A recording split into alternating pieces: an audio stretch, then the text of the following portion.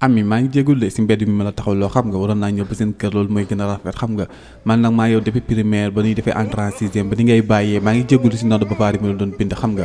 jamono googu yëpp nag am na lu ma la bëggoon wax mais mënum la ko doon wax quoi parce que amoon occasion xam nga démb nag laa waxtaan ak sama yaay mu ne demal rek nga wax jox ko mu wax delloo la du la rey du la fees xam nga loolu tax tey jii mu mën a taxaw yow nii pour wax la xam nga amit nag yow xam nga maag yow mooy loolu quoi yàgg nañ ci koñ bi suñu kër yee jàkkaarloo xam nga instant yi jëm naa université am na liggéey bu baax am naa oto lépp mais daa am lu ma manqué quoi xam nga lu ma manqué nag mooy loolu quoi bu ma waxtaan ak seen Mor sax mu ne ma demal wax ak moom rek xam nga loolu tax tey jii ma ñëw pour waxtaan ak yow quoi xam nga lu ma manqué moom xam naa ne war nga ko xam nga léegi ma bëggoon rek xam nga boo ko xamee rek xam nga jàppale ma si quoi xam nga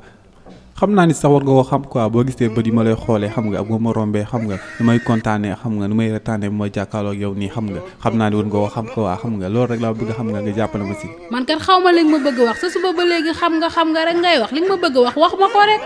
pourtant waru woon demee nii de démb nelaw ma quoi maa ngi doon répété pour bu ma ñëwee rek wax ak yow. waaw wuyu ma léegi nooyil. waaw ok nooy naa